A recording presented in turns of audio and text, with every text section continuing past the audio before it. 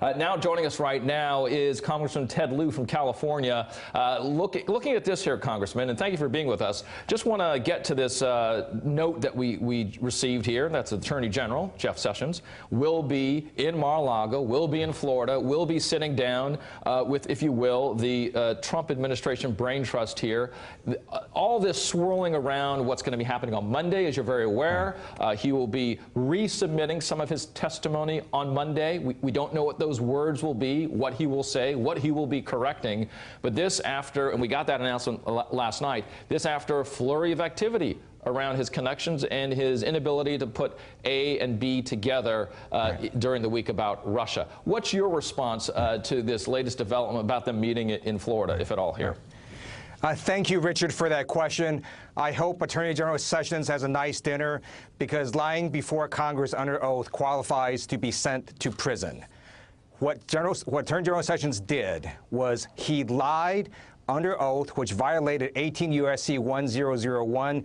We need to have a special prosecutor investigate and see if he should be indicted. And just adding more information as we get it in here to MSNBC for you, Representative, we understand that there will be a separate meeting, at least that's just put on the schedule for the President, with the Attorney General, as well as the head of DHS, 6:30 for about an hour, and then 7:30 they'll sit down and break bread thereafter. Okay, so you've just stated what you would like to see, what you would like to hear from Jeff Sessions. The question is there enough energy here? Because there certainly has been a call from your side of the aisle here that the Attorney General revisit in person and actually be asked questions again, that he may be able to offer some new details on. Not likely, though, do you think?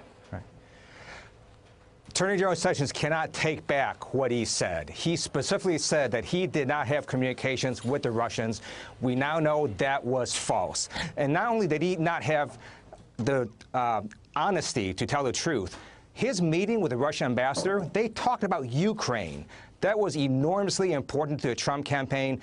They did all sorts of things to side with Russia on Ukraine, both last year as well as this year. This is highly relevant information, and Attorney General Sessions needs to resign. Part of this, the recusal versus resignation, there are many calls from your side of the aisle for resignation. Folks watching this not seeing the amount of evidence as of yet, who might be a little bit more down the middle. The Attorney General is saying here that he was responding to a question, and I'm going back again to his testimony, about whether meetings were had in his capacity as a Trump campaign surrogate, not his capacity as a senator. Is that acceptable? Is that reasonable for you? Absolutely not, because his declarative statement was that he did not have any communications with the Russians. Not only did he have it in his capacity as a senator, but he also met with the Russians using campaign funds of his own at the RNC convention. So he is caught red-handed either way. That's why he needs to resign. I'm on the House Judiciary Committee.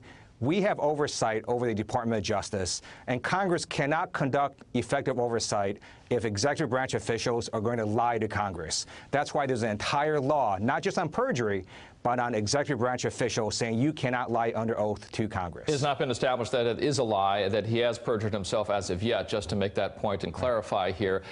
Congressman, on that point, though, President Trump, as you were probably watching, points to Senator Chuck Schumer, Leader Nancy Pelosi, their meetings with Russian officials, inability to state clearly exactly that they did have this, in fact, misstating.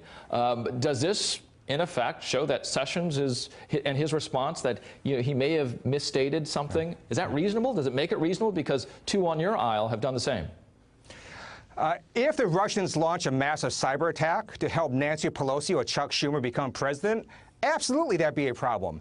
The whole reason this is a problem is because the Russians interfered with our election to elect Donald Trump as president. And that's why the tweet by Donald Trump this morning was such an explosive charge, where he said that Trump Tower was wiretapped. That means a federal judge looked at evidence and believed there was probable cause an agent of a foreign power was involved. That means we need a special prosecutor right now to investigate these charges. And you're alluding to a FISA court there in your statements. Congressman Ted, and as we were talking about earlier with Ken Delaney, we're not sure how that request was or may have been made based on the accusation, which has been unfounded from President Trump as of yet. Congressman Ted, we covered a lot of stuff in a short amount of time. Democrat from California, thanks for stopping by. Thank you, Richard. All righty. Hey there, I'm Chris Hayes from MSNBC. Thanks for watching MSNBC on YouTube. If you want to keep up to date with the videos we're putting out, you can click subscribe just below me or click over on this list to see lots of other great videos.